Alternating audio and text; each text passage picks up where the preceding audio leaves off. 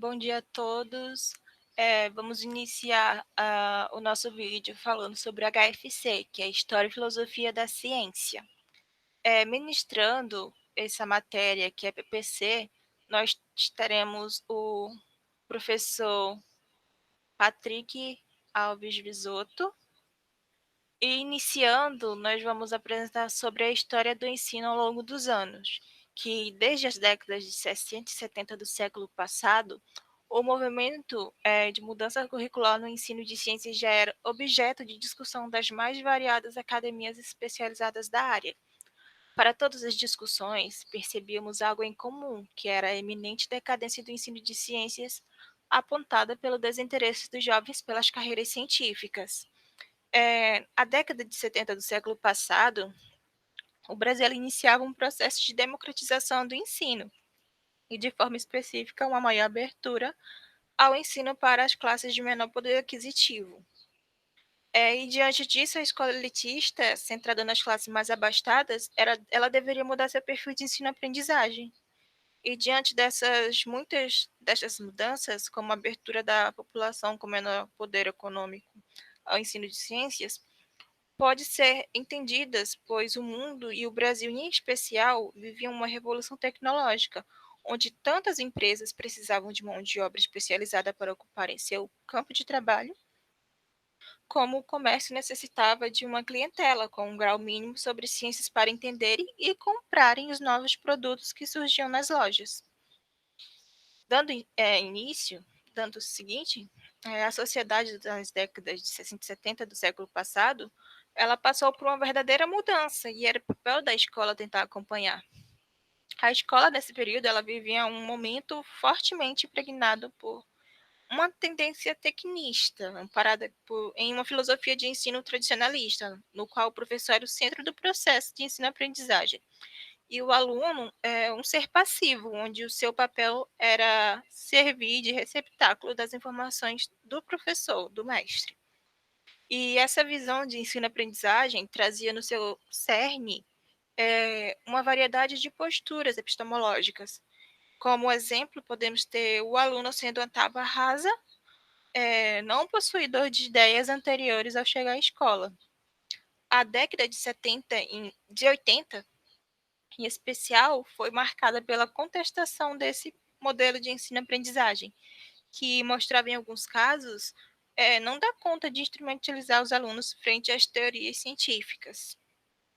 E uma das possibilidades de melhorar a formação dos professores é o trabalho coletivo. E ao trabalhar em grupo, as discussões dos professores se aproximam mais do que é debatido na didática das ciências. Dessa forma, os trabalhos coletivos fornecem aos professores melhores subsídios no que diz respeito ao saber e ao saber fazer ciências. Atualmente, existem várias vertentes metodológicas das pesquisas, como, por exemplo, atividades experimentais e uso da história e da filosofia da ciência no ensino de ciências. O ensino por descoberta, o modelo de mudança conceitual, o ensino por projetos, o ensino baseado no perfil conceitual, entre outras. Hoje elas, cada uma de sua forma, tentam lograr agregar melhorias no ensino de ciências.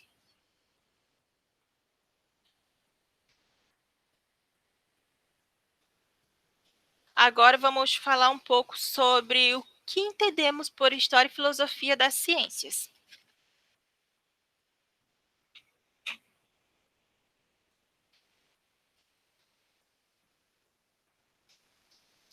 Bom, gente, a história da ciência, enquanto campo de estudo, apresenta influências de dois tipos casuais. Uma seria a abordagem internalista, que diz respeito aos fatos, teorias e conceitos que competem e se corroboram entre si, que colaboram entre si. E também uma abordagem externalista, que diz respeito aos aspectos sociais, políticos e econômicos do espaço-tempo a que a ciência foi e está exposta. E, no caso, compreendemos que o estudo da história da ciência, ele busca conhecimento integrado e reflexivo, que deve ser capaz de envolver esses dois tipos de abordagens. E a fim de repulsar os reducionismos presentes em diversos conceitos científicos, de fato, muitos materiais que são destinados ao desvelamento dos reducionismos da ciência acabam por perpetuá-los ao abordar a história da ciência apenas sob o enfoque internalista, sem dar os devidos créditos às influências sociais, políticas e econômicas, que seriam as abordagens externalistas na construção do conhecimento. Um exemplo que pode ser dado desse reducionismo são as críticas aos estudiosos do passado a partir das teorias atuais. No caso, como podemos citar exemplos de crítica a Ependocles pela sua teoria de dinamicidade dos elementos, que seria água, terra e fogo, como variantes das espécies no século IV a.C., sem considerar seu momento histórico cultural, ao qual instalavam-se explicações, em geral, elas eram místicas para a vida e suas variações. E, no caso, tendo apenas como influência lógica sobre o assunto os pensamentos de Tales de Mileto, Anaximenes de Mileto e entre outros. No caso, e uma tentativa de incorporar uma história da ciência extensivamente linear, no sentido de que nossas teorias atuais são consequências diretas daquelas propostas pelos filósofos da antiguidade, não traz elementos favoráveis à compreensão da ciência. Assim sendo, a história da ciência não corresponde a esta perspectiva, mas sim a busca pela compreensão dos contextos pelos quais cada conceito foi proposto. Vai elucidar as relações e os aspectos centrais do pensamento científico em seus respectivos tempos. Agora nós podemos falar um pouco é, de como, no caso, vamos continuar um pouquinho aqui, no caso. O conhecimento científico, ele pode ser compreendido, deixa eu ver, a partir da concepção de como verdade da ciência como verdade absoluta, cujas leis e teorias são nitidamente comprovadas, universais e fixas. Outra forma de compreender a ciência pode ser a partir do argumento de que a ciência é uma atividade democrática, concebida pelo acordo entre pares. Uma terceira forma seria a ciência como avanço, um corpo de conhecimento com o objetivo de fazer a sociedade avançar na compreensão do mundo. De todo modo, no caso, a ciência, ela apresenta-se tanto como um corpo de conhecimento como uma atividade. Ela se constrói ao passo de que novas concepções são formadas. E, no caso, botar em outras palavras, ela é tanto o criador como a criatura. Os fatores filosóficos da ciência, eles possibilitam uma compreensão sobre a estrutura da construção do conhecimento científico. No caso, ela é cada aspecto que influencia a produção, validação e disseminação de um conceito. Em sentido amplo, a ciência ela pode ser bem mais compreendida quando analisada a partir da utilização da história e da filosofia, que a gente pode, no caso, citar Lactus, que diz que a filosofia da ciência sem a história da ciência é vazia, e a história da ciência sem a filosofia da ciência é cega. E, contudo, que ao nos referirmos a HFC, estamos considerando a história em seu sentido integrado das abordagens internalista e externalistas, e a filosofia no aspecto integrado dos fatores epistemológicos e ontológicos. Pode passar. Agora vamos abordar, no caso, por que inserir HFC no ensino. Bom, já começando falando que o ensino de ciência ele transcende a sala de aula, promovendo um espaço de cidadania e democratização do conhecimento no próprio processo de ensino-aprendizagem. No caso, a inserção da HFC, de acordo com as perspectivas que a gente poderia ter discutido, né, no caso, ao longo da história, pode ser considerado uma ferramenta de apoio ao professor no processo de promoção de ambientes de aprendizagem, para que o aluno tenha a possibilidade de refletir tanto sobre o mundo em que vive, como sobre o próprio conhecimento. A HFC, ela tem capacidade de promover o ensino em e sobre a ciência, considerando o ensino em ciência como sendo aquele que se abordam os aspectos internos ao conhecimento científico, como as leis, teorias, hipóteses, entre outros, aliado ao conhecimento epistemológico da ciência. E o conhecimento sobre ciência, que é aquele que aborda seus aspectos externos, que são as influências sociais, culturais e econômicas, entre outros, digamos assim, aliado ao conhecimento ontológico da ciência. A compreensão sobre os aspectos históricos e filosóficos da ciência, eles vão abrir caminho para novas possibilidades de construção de conhecimento científico, considerando as dificuldades, os erros e acertos do quais o conceito científico esteve exposto. Em geral, a HFC é apresentada como uma alternativa que, no caso, permite a criação e propicia de um ambiente propício para novas atitudes didáticas, considerando-se que o aluno não seja apenas um receptor passivo, é, mas sim um ambiente para que ocorra o diálogo, uma interação entre professor, aluno, conhecimento e comunidade. A HFC, ela tem sido abordada com ênfase desde a década de 70, como a gente mencionou na história. E ela passou a ser vista como alternativa às desmotivações que parecem ter inundado as salas de aula de ciências. Mas por que, que as salas de aula de ciências estão sendo desmotivadas? Porque ao entrar na sala de aula, a gente encontra uma sala de aula mórbida. Os alunos estão lá, não sabem para onde vão, não sabem o que estudar. Às vezes o professor só chega na sala de aula, passa um assunto, não tenta instigar o aluno a pensar mais sobre aquilo. E é isso.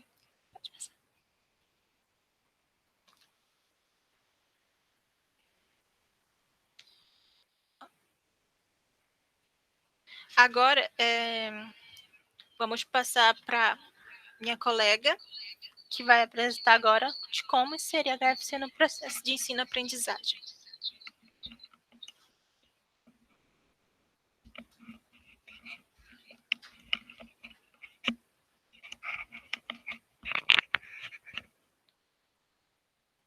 Bom, olá, eu sou a Antônia.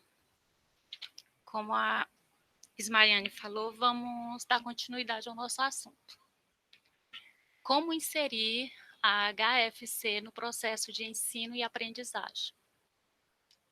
Principalmente, devemos evitar as visões distorcidas sobre o conhecimento científico e precisamos associar uma forma de discernir alguns conhecimentos e, com isso, resoluções de problemas, e assim ter uma compreensão mais dinâmica, aberta e refinada dos processos de ensino e aprendizagem na ciência. Essa é uma citação de Martins, 2007.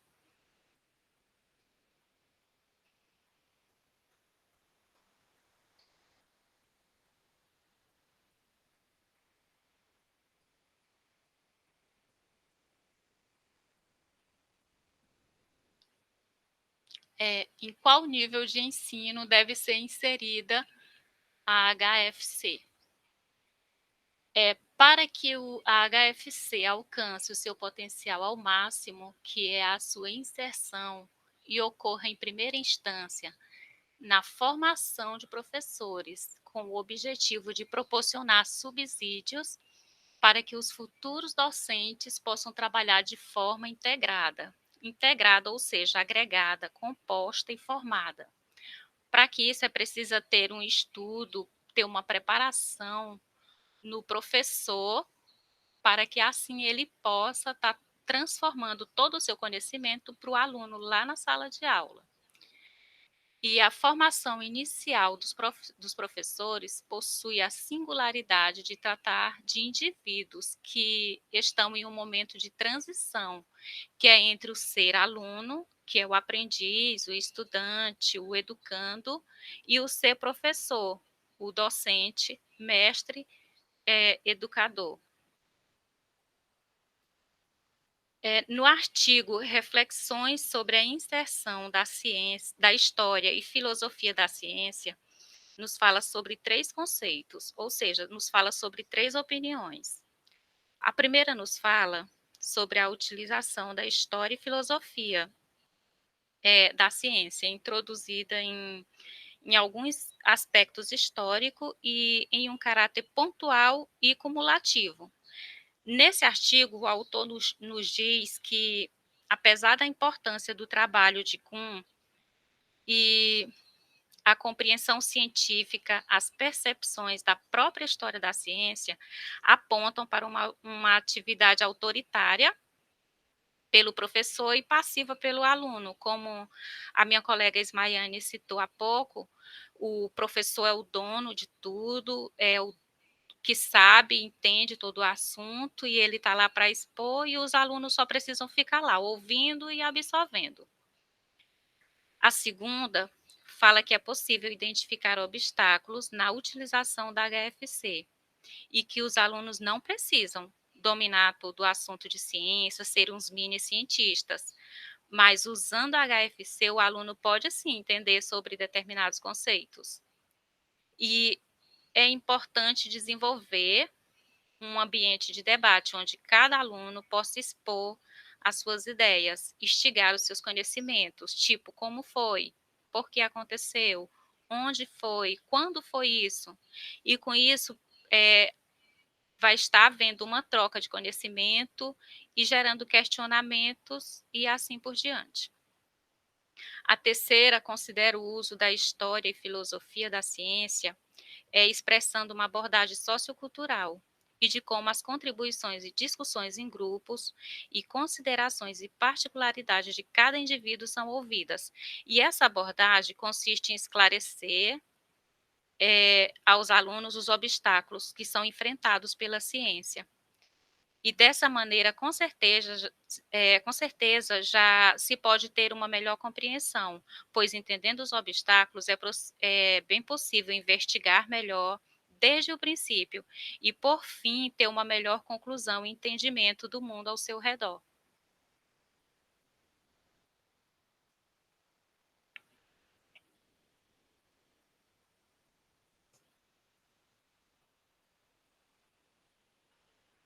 Gostaria de deixar aqui uma citação de Lakatos, que é: a filosofia da ciência sem história da ciência é vazia, e a história da ciência sem filosofia da ciência é cega. É, e aqui estão as nossas referências. Muito obrigada.